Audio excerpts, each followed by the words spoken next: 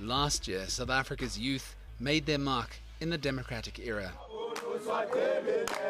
Universities nationwide saw scenes of protest, revolt, and even destruction. And it didn't stop there. With Parliament and even government feeling the effects of a dissatisfied youth.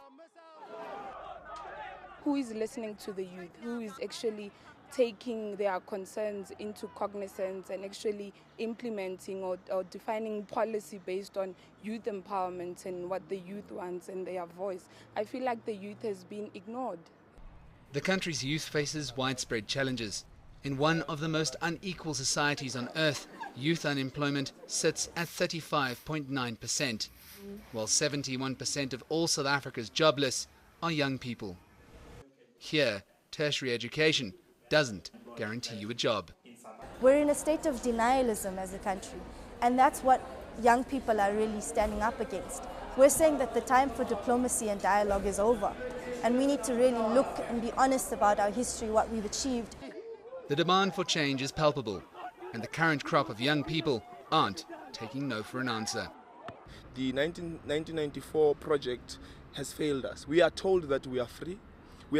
Freedom is a lived experience. It's not something that which is authorized. It's not an authorized narrative. It's not something that someone somewhere on a mic or on some television screen tells you that you're free. It's a lived experience. You have to feel it. You have to know that you're free.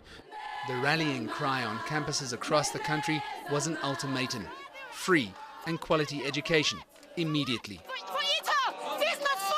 If you don't say that the time for free and quality education is now, then there'll never be a time for it. Last year, what we managed to show is that the power of a united and mobilized youth can shake the core of an unjust system.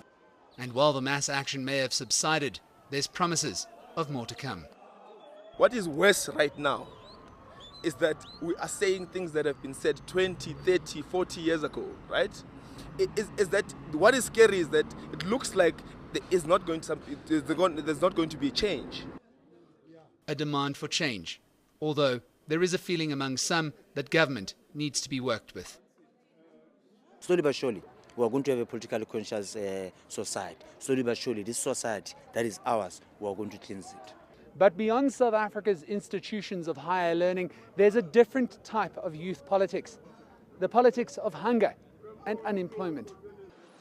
While the youth's discontent may have played out on university campuses in 2015, anger is also mounting elsewhere. A third of all South Africans aged 15 to 24 are not in employment, education or training. However, many young people lucky enough to be working are in jobs with little future prospects. I don't like it. I like it because I have to put food on the table. 23-year-old Mxolisi Inyawuza has been washing cars for 3 years after giving up on trying to find funding to further his studies. I go to my each and every time. That's like that.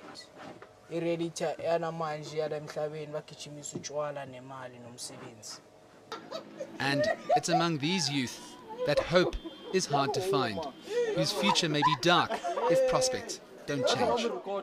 Sit here doing nothing, without no income, no nothing. Because this thing is leading to crime, but years are going forward and we are getting old, but no changes. So if the politics were there, we're working. Even us, we're supposed to work. Anger and resentment among the country's youth is growing. How it will affect the country's future, though, remains unclear. And the goal of today's struggle may only be realized in decades to come. Nicolaas Bauer, Kalfontein, near Midrand.